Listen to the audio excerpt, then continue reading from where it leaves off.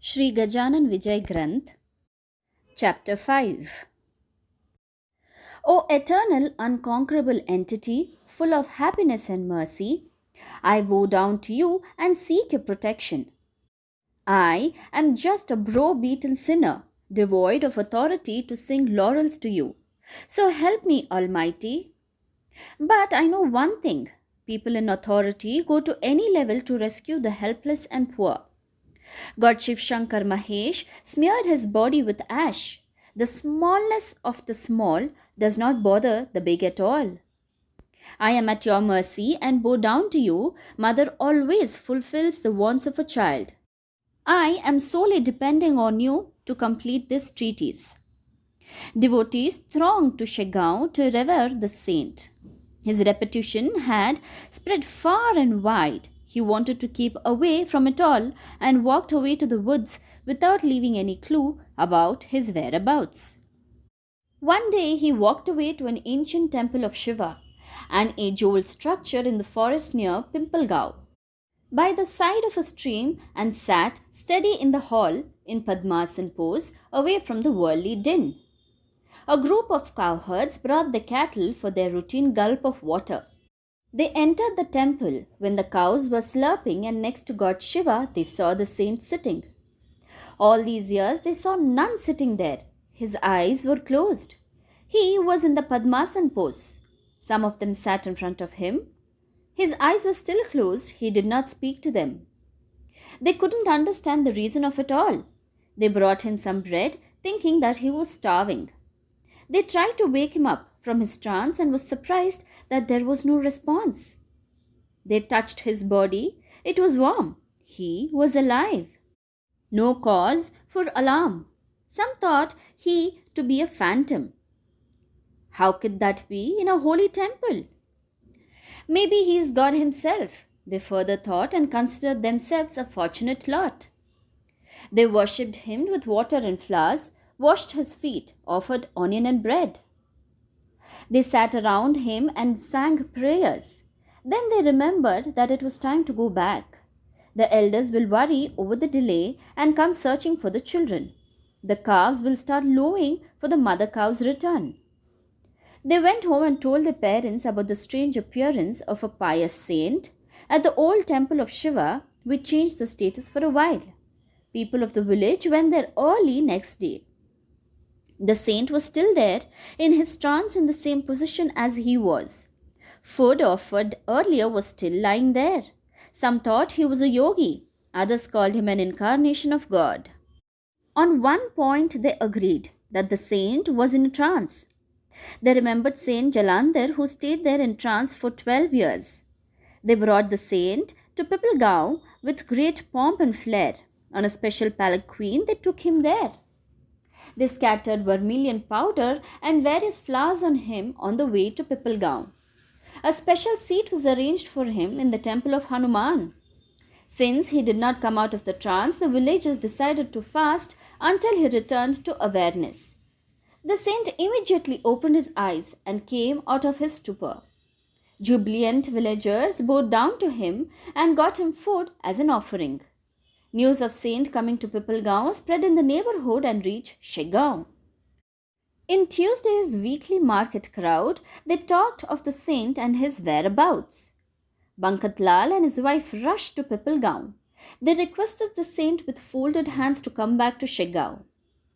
How can a child be separated from his mother? Devotees are on a fast there to ensure that you come back earlier. I will end my life now if you don't come back with me from here. On hearing this, Saint boarded the cart which Bankat had brought. People remembered the story of Akrur taking back Lord Krishna from the town of Gokul. Bankat Lal said, "The saint is not going far away. He will be in Shigao, just a few miles away. The saint would go to them if he decided to do so." Bankat Lal, being a money lender, people owed him money and did not dare to say no to their Shigao journey. The saint said, "Bankat, this is no way for a lender to take things away. When I look to your affairs, I feel scared to be there. Lakshmi, goddess of wealth, mother of all, consort of Vishnu from the Trinity, is locked in your captivity. I got frightened and ran away, seeing you treat her this way. Bankatlal replied with a laugh. Mother Lakshmi cannot be impaired by locks. She stays with me because you are here. A child feels safe under the mother's care.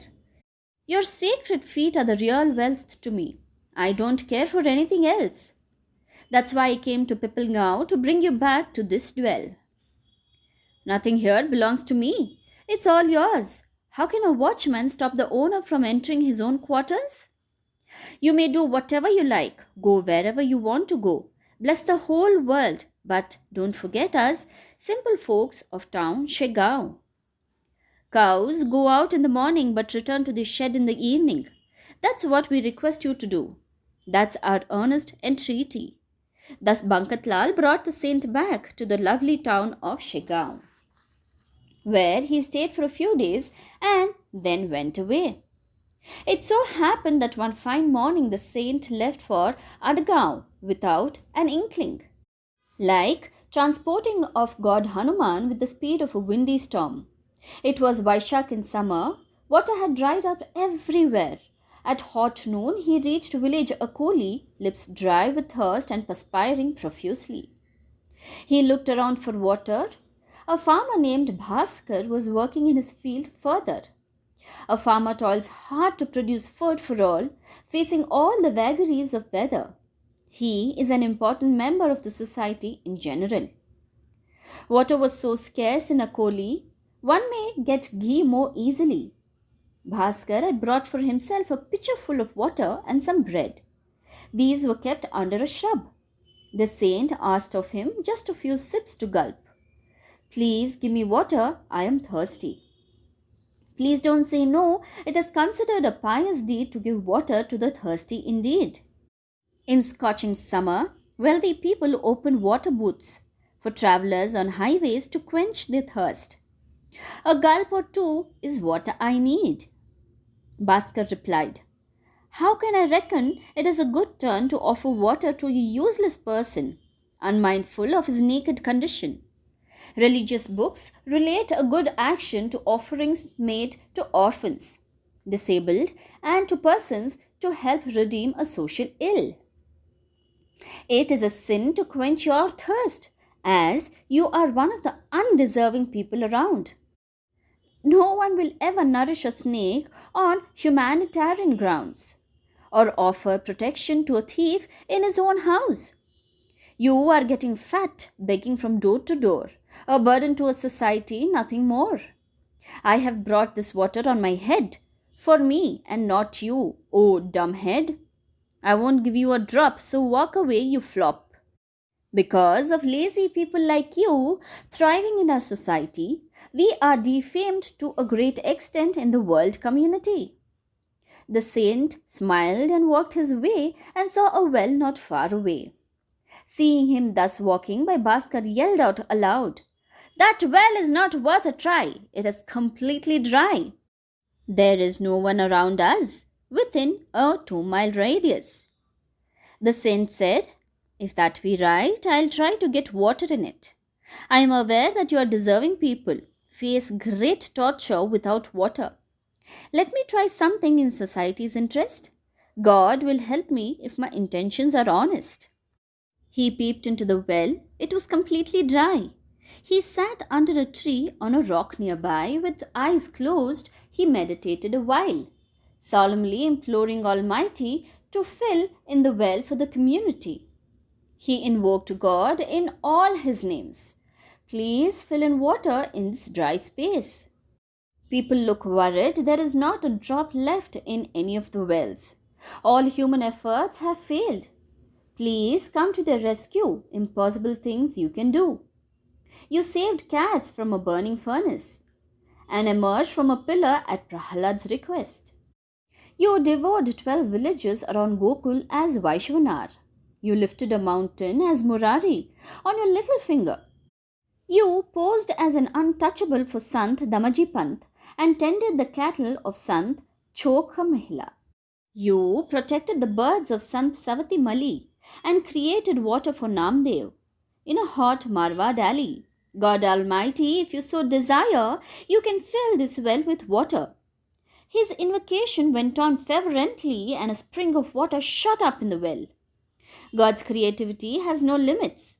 He can craft what he thinks fits. The saint quenched his thirst with the water from the well. Bhaskar could not believe what he had seen.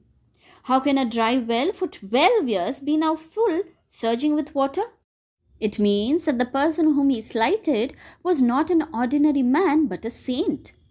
Realizing the fault, Bhaskar ran to him and on his feet fell prostrate. "Pardon me," he said. "I am an ignorant child. I didn't know you well and insulted you wildly." When milkmaids insulted Krishna, he did not take them seriously. "Please pardon me thus and don't deal with me sternly. External appearances are deceptive. I was carried away by that. My ignorance is wiped away with the miracle you performed. I realize your powers and will never leave your feet. You, as a mother, should not desert me. I recognize that mundane things are a deceit.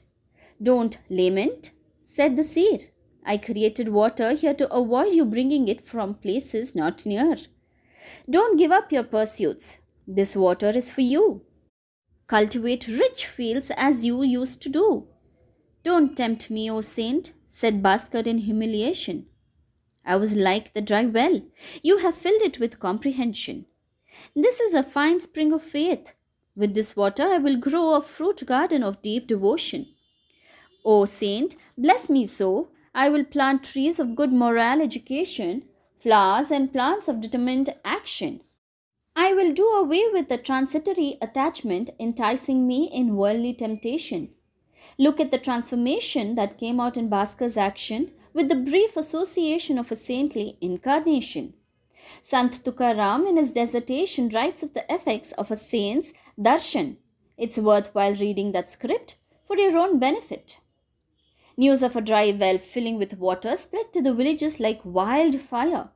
People rushed to the saint to see him first and went to the well to quench their thirst, like flies dashing to the honey jar or ants to a lump of sugar. The water so cool, tasty, and clear, sweeter than heavenly nectar. They all cheered the saint again and again. Instead of going to Adagaon, he returned to Sheggaon with Bhaskar. May this treatise be your real guide and make you prosper. Jai Gajanan.